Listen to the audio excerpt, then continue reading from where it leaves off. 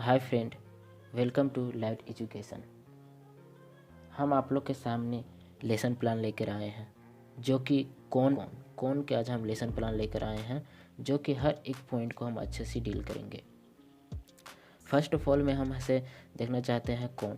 यहाँ पे ऐसे हम स्टार्टिंग से करना चाहते हैं। सबसे पहला ऐसे ऊपर में दिया हुआ रहता है कि कितना नंबर लेसन प्लान हम बना रहे हैं। ऐसे यहाँ पे हम 3 नंबर लेसन प्लान बना रहे हैं। थोड़ा सा हम जूम कर देते हैं। यहाँ पे देखिए 3 नंबर लेसन प्लान 1 नंबर में, जो कि 1 नंबर यहाँ पे लिखा हुआ विद्यालय का नाम लिखा हुआ था। ये है से कॉलेज के द्वारा जिस विद्यालय में आप लोग का कॉलेज इंटर्नशिप यानी कि पढ़ाने के लिए भेजा जाए, यहाँ पे स्कूल का नाम होगा सबसे पहला। सेकेंड में है से छात्र अध्यापक का नाम, जो स्टूडेंट है से स्कूल में पढ़ाने के लिए गए हैं उस स्टूडेंट का यहाँ पे नाम। थर्ड पॉइंट में है दिनांक, जो कि डेट, जिस डेट को हम स्कूल में पढ़ाने के लिए गए हैं यहाँ पे उसी दिन का डेट डालना रहता है। 4 नंबर में पीरियड, किस हम पीरियड में लिए हैं, पीरियड 1 में लिए हैं कि पीरियड 2 में लिए हैं कि पीरियड 3 में लिए हैं, ये पीरियड 4 में लिए, तो यहाँ पे वो फिल होगा यानी कि पीरियड कितने पीरियड में हम लिए हैं। 5 नंबर में है कि यहाँ पे किस क्लास को हम लिए हैं, क्लास 1 को लिए हैं, क्लास 2 को लिए हैं, क्लास 3 या 4 या 5, यहाँ पे वो फिल होता है क्लास ए में कि सेक्शन बी में कि सेक्शन सी में। इसी तरह सेक्शन ए या सेक्शन बी, सेक्शन सी, ये यहाँ पे फिल होता है किस सेक्शन में हम पढ़ा रहे हैं क्लास 5 को स्टूडेंट का। ठीक है। यहाँ पे 7 नंबर में दिया हुआ है अवधि, यानी कि कितना टाइमिंग हम लोग को लगता है एक क्लास लेने में। तो अप्रोक्सीमेट हम लोग का 30 मिनट से लेकर 45 मिनट तक लगता है, वो यहाँ पे फिल होगा। यानी कि आप लोग कहाँ से स्कूल पर निर्भर करता है कि एक क्लास कितने देरी का होता है, तो यह 30 मिनट का होता है या फिर 45 मिनट का होता है, वो यहाँ पे फिल होगा। यहाँ पे 8 नंबर में है आप लोग को विषय यानी कि सब्जेक्ट। 8 नंबर में क्या है, विषय यानी कि सब्जेक्ट है कि हम किस सब्जेक्ट को आज ऐसे का स्टूडेंट को हम पढ़ा रहे हैं। तो आज हम ऐसे किस सब्जेक्ट को पढ़ा रहे हैं, गणित को यानी कि मैथ को। ठीक है, हम किस सब्जेक्ट को पढ़ा रहे हैं, गणित को हम पढ़ा रहे हैं। हम गणित को यहाँ पे पढ़ा रहे हैं, तो हम यहाँ पे सबसे पहले हम गणित फिल करेंगे। अगर हम यहाँ पे सामाजिक विज्ञान पढ़ा रहे हैं तो सामाजिक विज्ञान में होगा। अगर यहाँ पे हम ऐसे इंग्लिश पढ़ा रहे थे, इंग्लिश यहाँ पे होगा। जिस सब्जेक्ट को हम पढ़ा रहे हैं वो ये सब्जेक्ट यहाँ पे होगा, यहाँ पे वो फिल होगा। ठीक है, अब आगे जाते हैं 9 नंबर में। 9 नंबर में क्या होता है कि हम ऐसे सब्जेक्ट गणित में किस पॉइंट को हम पढ़ा रहे हैं वो पॉइंट यहाँ पे लिखाता है। प्रकरण में क्या लिखाता है कि जिस पॉइंट को हम पढ़ा रहे हैं आज स्टूडेंट को, उस पॉइंट यहाँ लिखाता है। यानी कि गणित का अंदर ऐसे आता है कौन। तो आज हम क्या कर रहे हैं, कौन को बारे में बता रहे हैं। इसी तरह हम आगे की ओर चलते हैं। आगे की ओर हम देखते हैं कि क्या मेरा ऐसे उद्देश्य। 10 नंबर में हम लोग का उद्देश्य है। उद्देश्य है सबसे मेन इंपॉर्टेंट है कि सामान्य उद्देश्य और विशिष्ट उद्देश्य। ये सामान्य उद्देश्य से ये रहता है वर्तमान काल में, ये ऐसे वर्तमान काल में रहता है, और ये ऐसे भविष्य काल में रहता है। विशिष्ट उद्देश्य सामान्य काल में ना, ने, ता, ती इसी तरह आता है, यह ऐसे सामान्य उद्देश्य कहलाता है यानी कि वर्तमान काल में। यह ऐसे भविष्य काल में होता है, जैसे भविष्य काल में गा है, गी है, ये सब आता है, ये सब भविष्य काल में आता है। भविष्य काल में होता है सामान्य उद्देश्य और विशिष्ट उद्देश्य। सामान्य उद्देश्य और विशिष्ट उद्देश्य के बारे में आप लोग समझ चुके होंगे। अब आगे की ओर देखते हैं। देखिए फर्स्ट नंबर में हम क्या लिखे हैं, ये है से सामान्य उद्देश्य लिखाता है क्या, कि ये है से लिखाता है किस सब्जेक्ट को हम पढ़ा रहे हैं उसके बारे में लिखाता है, और विशिष्ट उद्देश्य लिखाता है कि उस सब्जेक्ट को किस पॉइंट को हम पढ़ा रहे हैं वो यहाँ पे लिखाता है, उसके बारे में यहाँ पे लिखाता है पूरा। और यहाँ पे क्या लिखाता है, किस हम सब्जेक्ट को पढ़ा रहे हैं। जैसे कि हम यहाँ पे देखिए, मेरा छात्रों में गणित विषय के प्रति रुचि उत्पन्न कराना। हम यहाँ पे क्या देखें कि हम ऐसे गणित के बारे में करें कि यानी छात्रों में गणित विषय के प्रति रुचि उत्पन्न कराना। अब यह पे देखिएगा विशिष्ट उद्देश्य में छात्रों छात्र से कौन के बारे में जान सकेंगे। हम यहाँ पे क्या लिए हैं, पॉइंट लिए हैं, पर यहाँ पे हम एक सब्जेक्ट लिए हैं। ठीक है, गणित यहाँ पे लिए हैं और गणित के अंदर में आता है कौन, तो यहाँ पे हम कौन एक पॉइंट लिए हैं। तो इसका मतलब क्या कहने का अर्थ हुआ कि ये है से सब्जेक्ट को दर्शाता है और विशिष्ट उद्देश्य से ये एक सब्जेक्ट को पॉइंट को दर्शाता है। सेकेंड पॉइंट में क्या है, छात्रों में क्या है, गणित विषय के प्रति उपयोगिता बताना। छात्रों में गणित विषय की प्रति उपयोगिता बताना। यहाँ पे है विशिष्ट उद्देश्य में छात्र कौन का प्रकारों को जान सकेंगे। छात्र क्या है, कौन को प्रकारों के बारे में जान सकेंगे। यहाँ पे थर्ड पॉइंट में देखिएगा सामान्य उद्देश्य में कि छात्रों की कल्पना शक्ति का विकास करना, यानी कि छात्र है से क्या, छात्रों को कल्पना शक्ति का विकास करना। यहाँ पे विशिष्ट उद्देश्य में देखिएगा छात्र है से कौन का उपयोग अपने दैनिक जीवन में कर सकेंगे। ठीक है, नेक्स्ट की ओर चलते हैं, आगे की ओर चलते हैं। यहाँ पे लिखा हुआ है शिक्षण विधि, यानी कि किस विधि से हम स्टूडेंट को यहाँ पे हम पढ़ा रहे हैं। पे लिखाता है शिक्षण विधि में, तो हम ऐसे व्याख्यान विधि से पढ़ा रहे हैं और प्रश्नोत्तर विधि से। विधि बहुत प्रकार के होता है, उसमें से हम कौन विधि के से स्टूडेंट को हम पढ़ा रहे हैं यहाँ पे वो लिखाता है, यानी विषय व्याख्यान विधि से और प्रश्नोत्तर विधि से। आगे की ओर चलते हैं, यहाँ पे लिखा हुआ है सहायक सामग्री। सहायक सामग्री में हमें से क्या क्या हम स्टूडेंट को सामने लेकर हम गए हैं उन लोग को दिखाने के लिए। तो हम सबसे पहला कौन का बना हुआ मॉडल हम लेके गए हैं, थर्ड और सेकेंड में हम चार्ट पेपर लेके गए हैं। ठीक है, सहायक सामग्री में होता है कि हम कौन का बना एक मॉडल पेपर हम लेके गए हैं और यहाँ पे हम चार्ट पेपर लेके गए हैं। यहाँ पे नेक्स्ट देखिएगा पूर्व ज्ञान, आने की है से हम छात्र को जब हम पढ़ाने के लिए हम क्लासरूम में घुसे हैं उससे पहले क्या छात्र है से कौन के बारे में जानते थे, उसका यहाँ पे लिखना है। देखिए यहाँ पे क्या, छात्रों को बिंदु और रेखा की सामान्य जानकारी है, यानी कि कौन जब बनाते हैं तब एक रेखा से ही बनता है और एक बिंदु, यानी कि दो बिंदु से मिलाने से एक रेखा बनता है। यहाँ पे छात्रों को बिंदु और रेखा की समान जानकारी है, ये यहाँ पे हम लिखे हैं। अब आगे की ओर हम देखेंगे, यहाँ पे आता है हम लोग का नेक्स्ट पॉइंट में प्रस्तावना। प्रस्तावना ऐसे जिग जैग क्वेश्चन में रहता है प्रस्तावना। देखिए यहाँ पे प्रस्तावना जिग जैग क्वेश्चन में कैसे रहता है ऐसे, चलिए देखते हैं। यहाँ पे देखिए प्रस्तावना एक तरफ रहता है कि छात्र अध्यापक और दूसरी तरफ रहता है विद्यार्थी क्रियाशीलन, यानी छात्र अध्यापक क्रियाशील, यानी कि जो स्टूडेंट है से स्कूल में पढ़ाने के लिए गए हैं उसे कहते हैं छात्र अध्यापक या छात्र अध्यापिका। यहाँ पे अध्यापक सबसे पहला क्वेश्चन किससे पूछेंगे, यानी कि विद्यार्थी से। यह ऐसे जिग जैग क्वेश्चन रहता है। ठीक है, यहाँ पे देखिए श्याम पट पर बिंदु दर्शाते हुए बच्चों यह क्या है। बिंदु सबसे पहले श्याम पट में दर्शाए तो बोले बच्चों क्या है, बिंदु है। ठीक है, जब दो बिंदुओं को मिलाने पर क्या बनता है, दो बिंदुओं को जब मिलाते हैं तो क्या बनता है, रेखा। जैसे कि एक बिंदु है और एक बिंदु यहाँ पे, जब दोनों बिंदु को हम मिलाते हैं तो क्या बनता है, रेखा। तो यहाँ पे थर्ड नंबर में जब दो सरल रेखा, यानी कि देखिए यहाँ पे रेखा आ गया है, जब दो सरल रेखाएं एक ही बिंदु पर मिलती है तो क्या बनता है, कोण बनता है। तो यहाँ पे कोण हो गया है, जो कि यहाँ पे लिखा हुआ है कि उद्देश्य कथन। आज हम बच्चों को क्या पढ़ाने वाले हैं, उद्देश्य कथन में वही लिखाता है। बच्चों को हम क्या पढ़ाने वाले हैं, बच्चों आज हम लोग कोण के बारे में विस्तार पूर्वक अध्ययन करेंगे। क्या चीज़ के बारे में, कोण के बारे में विस्तार पूर्वक अध्ययन करेंगे।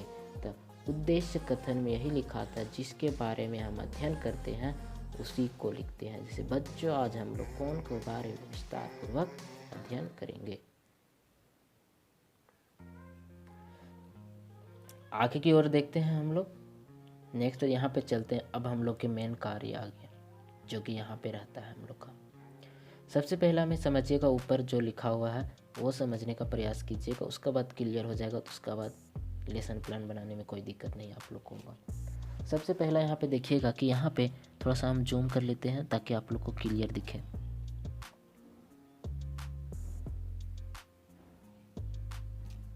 चलिए जूम हो गया, आप लोग ध्यान से देखिएगा। सबसे पहला हम यहाँ पे दिखाना चाह रहे हैं आप लोग को कि शिक्षण बिंदु, यानी शिक्षण बिंदु में हम लोग का लिखाता है पॉइंट के बारे में। छात्र अध्यापक और छात्र अध्यापिका का क्रियाशील, यानी कि स्टूडेंट से क्या पढ़ाते हैं उसके बारे में यहाँ पे लिखना रहता है, ठीक है, वो होता है। सेकेंड में यहाँ पे देखिएगा कि छात्र या छात्रा क्रियाशील, यानी कि क्या कर रहे हैं उस समय, जिस समय ऐसे छात्र अध्यापक और छात्र अध्यापिका जब बच्चों को पढ़ा रहे हैं तब स्टूडेंट उस समय क्या कर रहे हैं, इसके बारे में लिखा था यहाँ पे। अब यहाँ पे देखिएगा थर्ड में ब्लैक बोर्ड कार्य होता है। यहाँ पे ब्लैक बोर्ड में उस समय हम क्या करते हैं जिस समय हम ऐसे स्टूडेंट को हम जब पढ़ाते हैं, ठीक है। अब यहाँ पे आता है मूल्यांकन। जब हम बच्चे को एक पॉइंट के बारे में हम जब डील कर दिए हैं तो उस पॉइंट के बारे में बच्चों ने क्या समझा, उस पॉइंट से हम यहाँ पे क्वेश्चन हम बच्चों को पूछते हैं। यहाँ पे कौन कौन के हम डिफिनेशन कुछ लिख दिए हैं, कौन का हम लोग यहाँ पे डिफिनेशन लिख दिए हैं। देखिए यहाँ पे कुछ हम लर्निंग में डिफिनेशन लिख दिए हैं। यहाँ पे उस समय छात्र क्या कर रहे हैं, से छात्र ध्यानपूर्वक मेरी बातों को सुन रहे हैं। छात्र क्या कर रहे हैं, मेरी बातों को ध्यानपूर्वक सुन रहे हैं। श्याम पट कार्य, श्याम पट कार्य में हम ब्लैक बोर्ड कार्य करते हैं, जो कि ब्लैक बोर्ड में हम ऐसे कौन के बारे में दर्शाएं, जैसे कि कौन कैसे बनता है, से कौन किस प्रकार रहता है, से वो हम यहाँ पे ब्लैक बोर्ड में दर्शाए हैं। तो ब्लैक बोर्ड में कार्य ये होता है। सेकेंड में हम ऐसे कौन का चिन्ह, सेकेंड में क्या चीज़ दिए, कौन का चिन्ह हम दिए हैं, जैसे कि कौन का चिन्ह ये होता है, ये दिए हैं सेकेंड में। अब इसका आगे देखिएगा, धनात्मक x एक्सिस को मानकर दो प्रकार का कौन होता है। धनात्मक x h को मानकर दो प्रकार का कौन होता है, एक होता है धनात्मक कौन, एक होता है ऋणात्मक कौन। तो यहाँ दो प्रकार का कौन होता है, कब, जब x h मानकर होता है दो प्रकार का, ठीक है। अब आगे की ओर देखिएगा तो दोनों प्रकार को हम यहाँ से अच्छे से डील कर चुके हैं, दो प्रकार को हम अच्छे से डील कर चुके हैं। अब नेक्स्ट पॉइंट में देखिएगा, अब यहाँ पे देखिएगा ब्लैक बोर्ड में हम ऐसे दोनों पार्ट को दर्शाए हैं कि किस तरह होता है। ऐसे देखिए यहाँ पे देखिए धनात्मक होता है और इधर ऐसे यहाँ पे देखिएगा ऋणात्मक होता है। तो ये दोनों प्रकार को हम अच्छा तरीक़ा से दर्शाए हैं।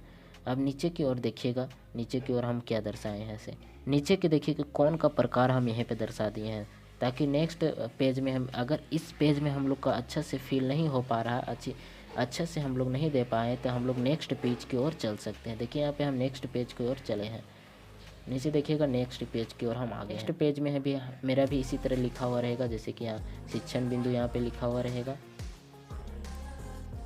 यहाँ पे शिक्षण बिंदु ही लिखा हुआ रहेगा, और यानी कि छात्र अध्यापक के बारे में यहाँ पे लिखा हुआ रहेगा, छात्र की क्रियाशील और श्याम पट और मूल्यांकन सेम रहता है। यहाँ पे देखिएगा कौन का प्रकार यहाँ पे हम डील किए, कौन कितने प्रकार के होते, तो कौन हम प्रकार लिख दिए हैं। सबसे पहला न्यून कौन, उसका बाद शून्य कौन, उसके बाद न्यून कौन, उसके बाद सम कौन, उसके बाद अधिक कौन, उसके बाद द्विजु कौन, और लास्ट में है से प्रावर्तित कौन पे कहते हैं पूर्ण कौन, यानी कि इसको बोलते हैं जब एक पूरा कौन घूम के आ जाता है तो उसे पूर्ण कौन बोला जाता है। तो यहाँ पे एक पूर्ण कौन हो गया। तो यहाँ हम सबको डिफिनेशन दे चुके हैं, जो कि आप लोग को इस तरीके कुछ रहेगा।